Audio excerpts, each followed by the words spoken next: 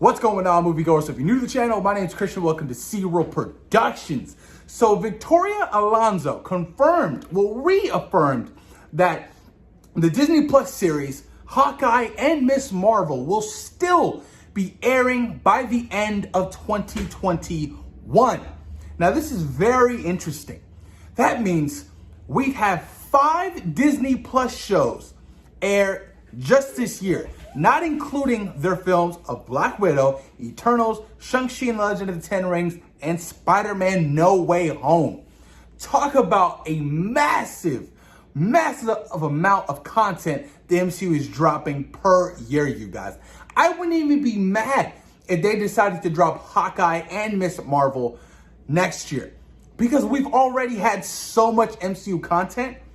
You know what I mean? It feels like a massive overload, but I'm completely fine with it. I'm pretty sure it has to come out in some kind of order in order to really tell the story with the continuity that Marvel Studios loves to do. But I'm excited for both Hawkeye and Ms. Marvel, especially Ms. Marvel. I want to see how it's going to tie into the Marvels, Spectrum, Ms. Marvel, and Captain Marvel, you guys. I'm really curious to see why they decided to do a massive sequel like that for Captain Marvel when it was such a huge success at the box office. Granted, it wasn't the greatest movie.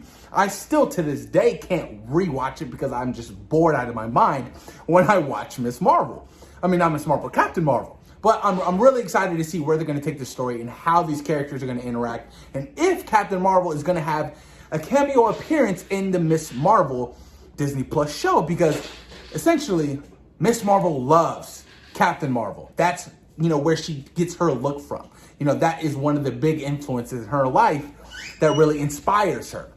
So I'm really curious to see if Brie Larson is going to show up in some kind of way. Maybe even Spectrum, you know what I mean? I can't wait to see how that relationship's going to pan out between Spectrum, Monica Rambeau, and Captain Marvel, you know what I mean? Because they're not in, talking terms right now. But I'm really curious to see how they're going to play that out in the Marvel show. The Marvel movie.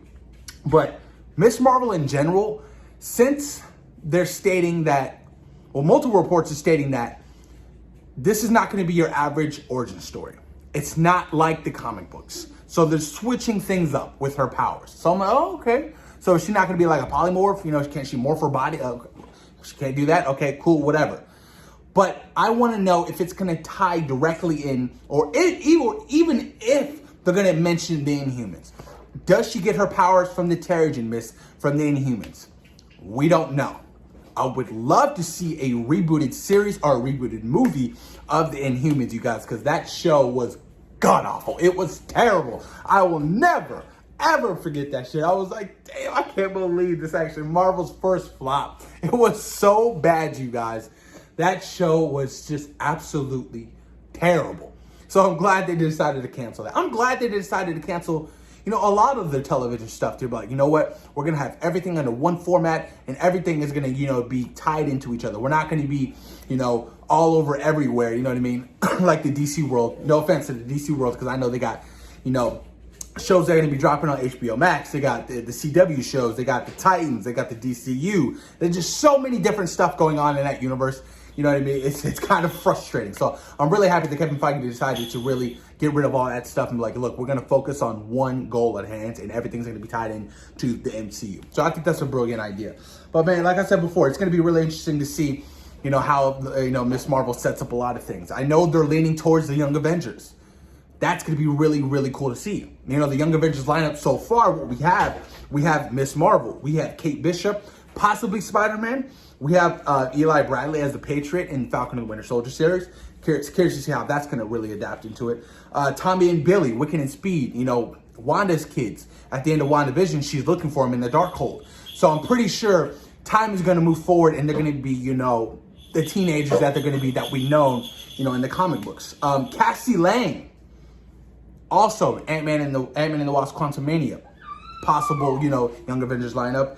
And America Chavez, Miss America, Doctor Strange in the Multiverse of Madness appearance. So I'm really curious to see how they're going to adapt this Young Avengers lineup, if it should be a Disney Plus movie or if it's going to be an actual theatrical film, moving forward. Because I feel like the Young Avengers is going to come before the next big Avengers movie. And I'm completely fine with that. I'm cool with that. But push your comments down below. Let me know what you guys think about Miss Marvel and the Hawkeye series still debuting in the year 2021. Do you think it's too much? Should they just drop it next year, you guys? Post your comments down below. Let me know what you guys think. Peace.